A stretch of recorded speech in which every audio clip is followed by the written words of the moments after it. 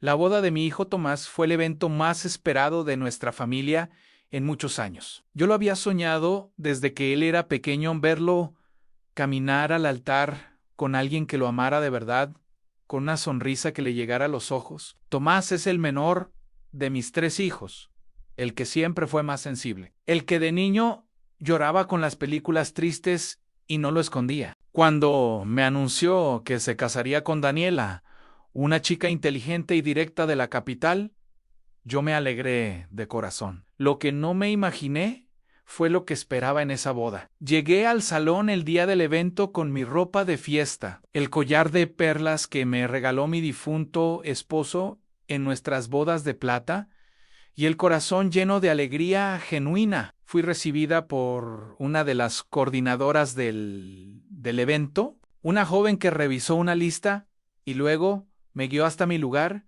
sin mirarme a los ojos. Me llevó por el pasillo lateral, lejos de la mesa principal donde estaban los padres del novio, según la tradición. Me sentó en una mesa pequeña, redonda, al fondo del salón, a menos de 2 metros de la puerta de la cocina. Desde allí escuchaba el ruido de los sartenes y el olor del aceite caliente. A mi alrededor había 2 primas lejanas del novio que casi no me conocían y un vecino anciano que casi no escuchaba. Me quedé sentada en silencio mirando alrededor, comprendiendo lo que eso significaba. Daniela había ordenado la distribución de las mesas y había decidido que yo pertenecía al fondo, al rincón invisible, donde se sienta la gente que no importa. Tomás ni siquiera lo sabía, pero yo llevaba en mi bolso algo que iba a cambiar el rumbo de esa noche, algo que guardaba desde hacía exactamente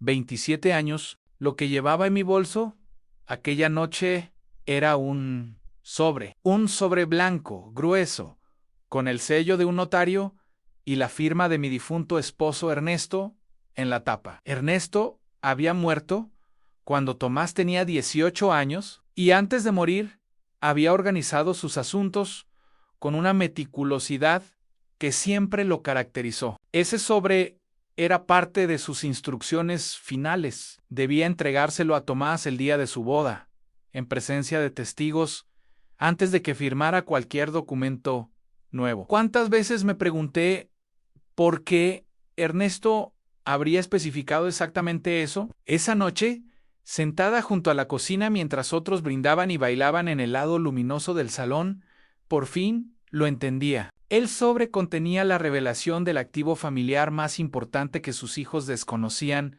una propiedad rural en el norte del país, heredada de mis suegros, que nunca habíamos vendido ni declarado en ningún documento civil, porque los trámites se habían complicado en su momento, y Ernesto los fue postergando hasta que la enfermedad lo alcanzó. Era un terreno de 4 hectáreas, sin hipotecas, sin deudas, en una zona que en los últimos años había aumentado enormemente su valor por el desarrollo turístico de la región. Mis hijos mayores lo sabían a medias, pero Tomás nunca estuvo en esa conversación, y el sobre era precisamente para él. Me levanté de mi mesa junto a la cocina. Caminé despacio, pero con la espalda recta hacia la mesa principal, donde Tomás y Daniela estaban recibiendo a los invitados. Me coloqué frente a ellos. Daniela me miró con una expresión entre sorpresa y molestia.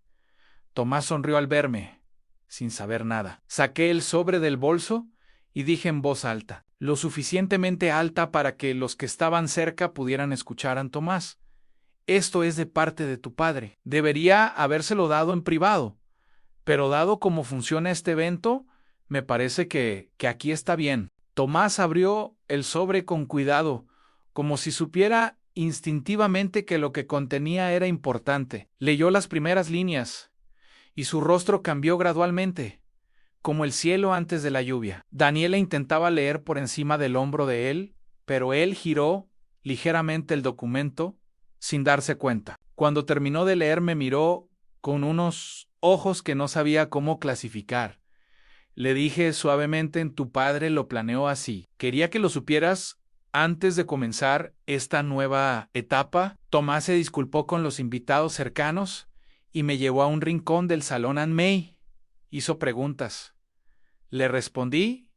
Todo en sí era real. Sí, las escrituras existían. Sí, había un abogado de confianza que podía acompañarlos en el proceso legal para regularizarlo todo. El valor aproximado del terreno, según los últimos estimados del mercado, equivalía a más de 12 veces el salario anual de Tomás. No era una fortuna inimaginable, pero era un comienzo muy sólido para una vida nueva. Daniela llegó al rincón buscando a su marido. Le vi la cara cuando Tomás le resumió lo que decía el documento. La expresión de esa mujer cambió de una manera que yo nunca olvidaré. El gesto altivo, el tono de quien se sabe dueña de todos los espacios, se disolvió en segundos como el azúcar en agua caliente. Me miró diferente, no con cariño, todavía no, pero con algo que no tenía antes en respeto. Regresé a mi mesa junto a la cocina. Ese rato ya no me importaba el ruido de los sartenes ni el olor del aceite. Tomé mi copa de vino y pensé en Ernesto, en su sonrisa astuta, en cómo siempre supo que los momentos correctos existen si uno tiene la paciencia de esperarlos. Gracias, viejo. Lo hiciste de maravilla. En los días que siguieron a la boda, Daniela hizo algo que no esperaba. Me llamó por teléfono, no para disculparse directamente, no era ese tipo de persona, pero me llamó con un tono diferente. Me preguntó si podría acompañarlos a la primera reunión con el abogado para la regularización del terreno. Me dijo que sería importante contar con mi presencia como testigo de la historia de esa propiedad. Fui a Ann, me senté en esa reunión como lo que siempre fui en la persona que sabía, que había esperado, que había guardado, que había cargado ese sobre durante años sin abrirlo ni usarlo para nada, que no fuera ese momento exacto. El abogado era minucioso y eficiente. El proceso tomaría algunos meses, pero era viable. Tomás me miraba durante toda la reunión con una expresión que mezcla gratitud y algo parecido a la admiración. Al salir, me tomó del brazo y caminamos un poco por la calle. Me dijo: mamá, ¿por qué no me contaste todo esto antes? Le respondí lo que era verdad. Porque tu padre quiso que fuera en ese momento. Y porque yo respeté su voluntad, él apretó mi brazo y dijo: amé, hace falta todos los días. Yo le respondí: a mí también. Pero dejó huellas muy buenas, ¿ves? Huellas que llegan exactamente cuando más se necesitan. Daniela me invitó a cenar esa noche. Fue una cena breve, un poco incómoda todavía, pero honesta. Ya no había en su mirada esa satisfacción de quien siente que domina el espacio. Había algo más parecido a la curiosidad, como si por primera vez me estuviera viendo de verdad. Eso era suficiente para empezar. Un año después de la boda, el terreno estaba completamente regularizado. Tomás y Daniela tomaron la decisión de no venderlo, sino de desarrollarlo poco a poco para el turismo rural. Fue idea de Daniela, hay que reconocerlo. Para eso sí tenía talento, para ver el potencial donde otros veían solo tierra. En la primera temporada abrieron 3 pequeñas cabañas. Tuvieron reservaciones desde el primer mes. Yo fui invitada a la inauguración.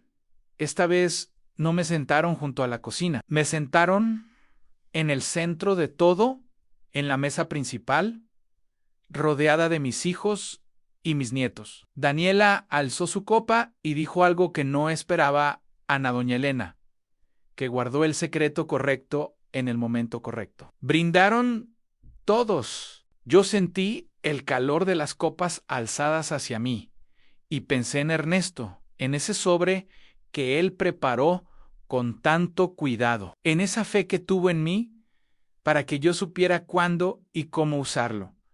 No guardo rencor por lo de la boda, aunque tampoco lo olvido. Las cosas que nos hacen daño también nos enseñan algo importante, en dónde estamos, quiénes estamos eligiendo ser y cuánto valemos realmente. Yo sé lo que valgo, me tardé 70 años en aprenderlo con certeza, pero lo sé, y ese conocimiento, a diferencia de las propiedades y los terrenos, no se hereda, se gana. Lo que sí puede pasarse de generación en generación es la dignidad con que se carga la vida. Eso sí quiero dejárselo a mis nietos, que cuando la vida los siente junto a la cocina, ellos también sepan que en el bolso llevan algo más valioso de lo que nadie imagina.